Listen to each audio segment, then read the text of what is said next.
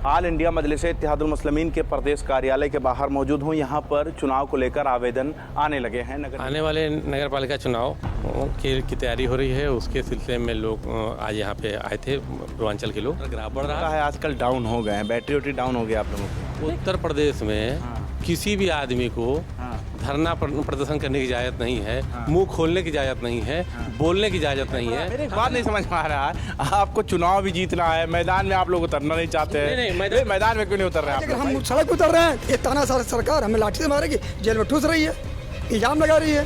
जीतने, चलिए छोड़िए, जीतने के लिए क्या करेंगे आप लोग? नया कुछ जीतने के लिए नया क्या, वही तो हमारी पार्टी एक मैग्नेट की तरह है, जिसमें लोगों को अवेयरनेस और लोगों की बढ़ोतरी बहुत तेजी से हो रही है। करेंगे मुसलमानों को एक करेंगे? नहीं, ऐसा नहीं, ये सबको इंसाफ दिलाने की बात करेंगे, यही मेरा मेन मुद्दा है। लोग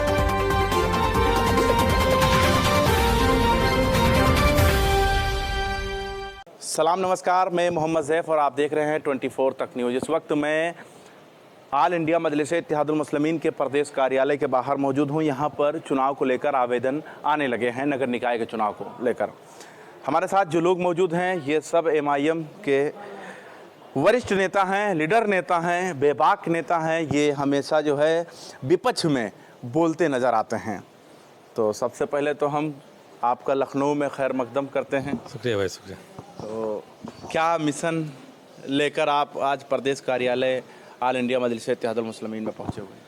आने वाले नगर पालिका चुनाव की तैयारी हो रही है, उसके सिलसिले में लोग आज यहाँ पे आए थे। पूर्वांचल के लोग, पूर्वांचल की टीम इकट्ठा थी, उस पर अपने लोग मशवरा कर रहे थे, प्रोग्राम तय कर रहे थे।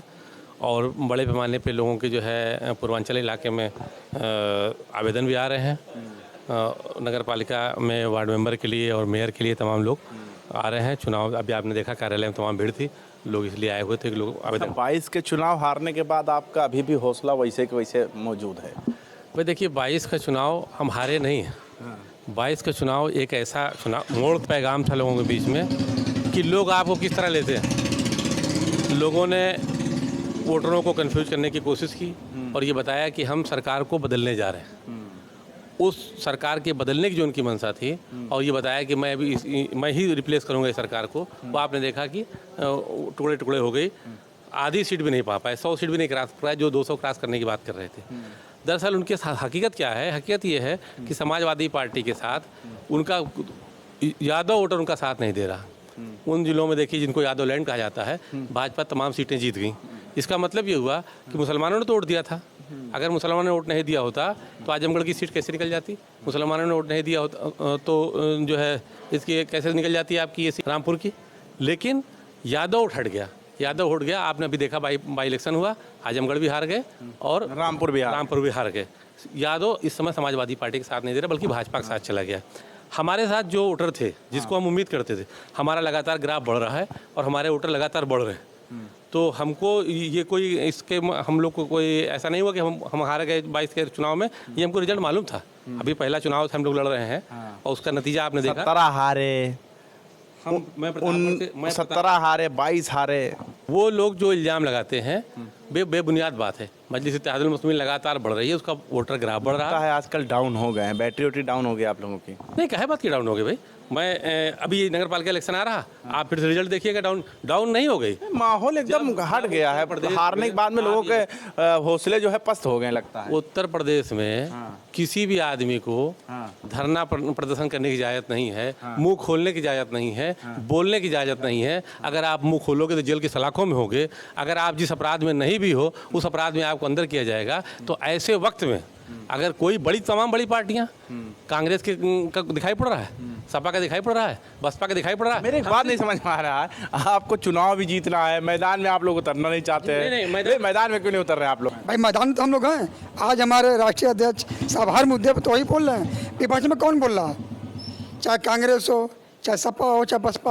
आज पार्लियामेंट में कोई बोलने वाला है वही अगर सांसद, तो हमारे असदुद्दीन अवैसी के चेहरे पर, अरे मैदान में उत्तर प्रदेश में जीतना है तो उत्तर प्रदेश में उतरिए ना मैदान में। तो उतर तो रहे हैं, 22 हम लोग उतरे। क्या आज हमारे लोग जो वोट नहीं दिए आज पछता रहे हैं? आज सपा को वोट देकर मुस्लिम समाज के लोग जब बताइए, जब यादव उनको क्या परसेंट पाए हैं? यादव एकदम 100% बीजेपी में वोट जा रहा है यादव का। बताइए अखिलेश यादव कितने वोट पाए यादव का? आजमगढ़ में सीट जो हुआ सो हुआ, उसको मिट्टी डालिए। 2022 के नगर निकाय चुनाव के बारे में बताइए। इंशाल्लाह 2022 में निकाय हम लोग लड़ेंगे और कामयाब होंगे इंशाल्लाह। बहुत पूरे उत्तर प्रदेश में हम चुनाव लड़ाएंगे, हमारे कैंडिडेट कर लेंगे, पार्षद, चेयरमैन, मेयर, सब हम उतारेंगे कैंडिडेट। कहाँ से तैयारी है आप लोगों की? देखिए, मैं तो जिला सिद्धार्थनगर का डिस्ट्रिक्ट प्रेसिडेंट हूँ। अभी जो यहाँ हमारी मौजूदगी हुई है तो कुछ काम थे और खैर लोगों से मुलाकात भी होनी थी, तो इस वजह से यहाँ आना पड़ा। और रही बात चुनाव की तैयारी को लेकर, तो मैं बताऊँ आपको कि हमारे जो ज़िले में करीब 11 सीटें हैं चेयरमैनी की, तो उम्मीद तो ये है कि पूरी पे पूरी लड़ेंगे और दमदारी से लड़ेंगे। रिज़ल्ट आना वो तो मुकद्दर के हाथ में है, मेहनत करना हमारा काम है, तो मेहनत किया जाएगा, दमदारी से मेहनत किया जाएगा। जैसे अभी आपने कहा था, एक सवाल कहा था कि आपकी पार्टी का ग्राफ बढ़ रहा है, तो मैं आपको बता दूं हमारी पार्टी एक मैग्नेट की तरह है, जिसमें लोगों को अवेयरनेस और लोगों की बढ़ोतरी बहुत तेज़ी से हो रही है। आपने कहा कि आप 17 हारे, आप 11 हारे, जो भी हारे, तो मैं बता दूं राम मनोहर लोहिया ने कहा था कि पहला चुनाव लड़िए हारने के लिए, दूसरा हराने के लिए, तीसरा लड़िए जीतने के लिए। तो ग्राफ बढ़ता आपको दिखेगा, आने वाले वक्त में आपको बेहतर नहीं बेहतरीन मिलेगा। बेहतर नहीं बेहतरीन मिलेगा। लेकिन नगर निकाय चुनाव में क्या मुद्दा लेकर आप लोग उतरेंगे, ये भी एक सवाल है। एक जो सबसे बड़ा मुद्दा है वो इस समय लोगों के साथ जो पुलिसिया जाती हो रही है, ये हमारा सबसे बड़ा मुद्दा है। लोगों को उनके राइट्स नहीं मिल रहे हैं, दलितों को सताया जा रहा है, बैकवर्ड्स को सताया जा रहा है, माइनॉरिटी को सताया जा रहा है। किसी आदमी को हक नहीं के पदाधिकारी इरफान पठान को फंसाया जा रहा है, मेरे उसके लिए आप बोले ही नहीं क्यों? अभी मेरे जो है पूर्वांचल के अध्यक्ष जी ने वहाँ दौरा किया, वहाँ गए थे लोग, पूरी टीम गई थी। अब किस तरह बोलेंगे तो आपको समझ में आएगा। बोलेंगे भाई हम जो जिसके पास जो हैसियत है, अपनी हैसियत से दो लोग करेंगे। हमारे इलाहाबाद की टीम के साथ जुल्म हो रहा है, हमारे इलाहाबाद के जिला अध्यक्ष के खिलाफ मुकदमा कायम किया गया। वहाँ पे इलाहाबाद के जो है जिला महासचिव के खिलाफ मुकदमा कायम किया गया। इरफान साहब को वहाँ बंद किया गया है। तमाम जिलों में MIM कार्यकर्ता क्यों नहीं उतरते सड़कों पर? सबसे बड़ा सवाल ये है, क्योंकि देखिए इस वक्त अगर आप सड़कों पे उतरेंगे और बीजेपी के खिलाफ उतरेंगे तो लोग आपको फोकस करेंगे। ये भी तो आप जोड़िए, सोचिए। हिंदुस्तान में अगर कोई पार्टी है जो बीजेपी के खिलाफ बोल रही है तो वो सिर्फ और सिर्फ MIM है। मैं दावे से कह सकता हूँ कांग्रेस नहीं बोल रही है, सपा नहीं बोल रही है, बसपा नहीं बोल रही। कौन सी पार्टी जो बीजेपी के खिलाफ आवाज़ उठा रही है? अकेली एक पार्टी MIM। टेलीविज़न नहीं देखते लगता है फिर आप जनाब। टेलीविज़न देखते तो ऐसा आरोप आप ना लगाते, ऐसा ना लगाते। भाई आप ये बताएं, क्या मेरी पार्टी लड़ती दिखाई नहीं पड़ रही आपको? लड़ती नहीं दिखाई पड़ रही? महंगाई को लेकर सड़कों पे उतरी है।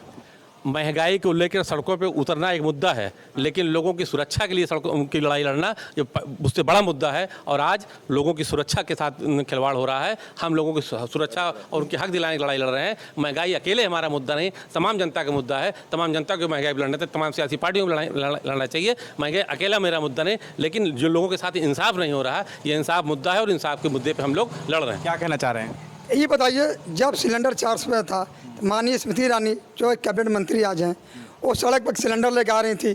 माननीय रक्षा मंत्री राजनाथ सिंह सड़क पर आए थे, माननीय गृह मंत्री अमित शाह जी आए थे। आज कहाँ वो लोग हैं? आज महंगाई नजर नहीं? सत्ता में है। सत्ता में तो भाई आज सत्ता पे हैं, सत्ता की मलाई खा रहे हैं, गरीबों को नहीं देख रहे हैं। कह रहे बहनों के आँख में, हमारे प्रधानमंत्री जी कहते थे कि बहनों के आँख में आंसू आता है, सिलेंडर फ्री में देंगे। 1100 रुपये सिलेंडर क्यों कर दिए? हाँ, सिलेंडर 1100 हो गया, डीजल महंगा, पेट्रोल महंगा, महंगाई चरम पे है। आज हमारे देश में महंगाई चरम पे है। बाकी आज यही बीजेपी जो महंगाई मुद्दा लेकर सत्ता की मलाई खा रही है। आज उस समय 2014 से पहले यही बीजेपी, तेल महंगा है तो पेट्रोल महंगा है। हमारे प्रधानमंत्री कहते हैं भाइयों बहनों 80 का तेल चाहिए कि 35 का तेल चाहिए? बताइए कहाँ क्या जुमला हमारे प्रधानमंत्री जी का, जो बोले थे कि 80 का चाहिए कि 35 का चाहिए। आज प्रधानमंत्री जी हमारे कहाँ हैं? ये सब सिर्फ जुमला। प्रधानमंत्री हैं तो बोलना चाहिए ना। इसी मुद्दे को लेकर भाजपा इसी मुद्दे को लेकर सत्ता में आई है, महंगाई को लेकर। स्मृति ईरानी जी, आप लोग भी वही मुद्दा बनाइए तो आप सत्ता में आइए। तो आज अगर हम सड़क पर उतर रहे हैं, ये तानाशाह सरकार हमें लाठी से मारेगी, जेल में ठूस रही है, इल्जाम लगा रही है। हाँ भाई, अगर सत्ता में आने के लिए बीजेपी ने हथकंडा अपनाया या महंगाई को मुद्दा बनाया, तो आप भी मुद्दा ऐसे बनाइए। देखिए, आप जो सत्ता में कह रहे हैं, पूरी तरीके से जो पार्टी भारतीय जनता है पूरी तरीके से खोखली है। झूठा उनका मुद्दा, झूठ बोलना उनका पेशा है। आपने जिस तरीके से अभी आपने बात कही महंगाई को लेकर, गैस के बढ़ते दाम को लेकर, तो मैं जहाँ तक देख रहा हूँ, सत्ता जब सरकार बनती है तो लोगों को विकास के लिए बनती है, ना कि विनाश के लिए। अभी जो महंगाई चरम सीमा, चाहे खाद्य पदार्थ को देख लीजिए, चाहे आप गाड़ी में फ्यूल को देख लीजिए, ये तमाम ऐसे प्रोडक्ट हैं जिनके हम और आप जीएसटी टैक्स पे करते हैं, उसके बाद महंगाई के हम लोग शिकार होते हैं। हम मिडिल क्लास परिवार से आते हैं, जो और निचले तबके के लोग होते होंगे वो अपने जीवन यापन के लिए क्या करते होंगे उसका अंदाजा आप लगा सकते हैं। उससे करप्शन बढ़ता है, चोरी मक्कारी बढ़ती है, डकैती बढ़ती है। तो जीतने, चलिए छोड़िए, जीतने के लिए क्या करेंगे आप लोग? नया कुछ जीतने के लिए नया क्या, वही जो हमारा फार्मूला, उसी फार्मूले पे काम करेंगे। मुसलमानों को एक करेंगे? नहीं नहीं नहीं, ऐसा नहीं। ये आप मुसलमानों को एक करेंगे? सिर्फ मीडिया ये सवाल करती है। मुसलमानों को एक करेंगे? सबको इंसाफ दिलाने की बात करेंगे, यही मेरा मेन मुद्दा है। लोगों को हक और न्याय दिलाने, लोगों को हक और न्याय दिलाने की बात करेंगे, ये मेरा मुद्दा है। मैंने हमारा मुद्दा है दलित, पिछड़ा, वंचित समाज। सोचित हमारा नारा है वंचित शोषित समाज। तो हम सब मुद्दों को 22 वाला पुराना मुद्दा लेकर तो है क्या, किसे जाते हैं? राजभर है, हम पिछड़ों के नेता हैं। राजभर सपा गठबंधन किए, भाग गए, आज बीजेपी खा के फिर कठपुतली बन गए, आप देख रहे हैं। और शिवपाल यादव जी आए, हम आज वो भी अखिलेश यादव समाजवादी पार्टी खोखली हो चुकी है, आज खोखली हो चुकी है। अखिलेश यादव किसी मुद्दे पर नहीं बोल रहे हैं। आप क्या कहना चाह रहे हैं? देखिए, अभी आपने कहा कि सिर्फ मुसलमानों को एक करना है। मुसलमानों को एक करना नहीं होता है। मैं जिला अध्यक्ष हूँ, मैंने पहला अपना लेटर पैड पंकज दुबे जी का, मैंने पहला लेटर पैड मैंने जारी किया पंकज दुबे जी का। शुक्रिया। तो ये लोग हमारे साथ मौजूद थे और इनसे हमने जब बात किया तो बताया कि हमारा मुद्दा क्या होगा नगर निकाय चुनाव को लेकर। आपकी क्या राय है? कमेंट्स बॉक्स में अपना राय दीजिए और जुड़े रहें और देखते रहें 24 तक न्यूज़।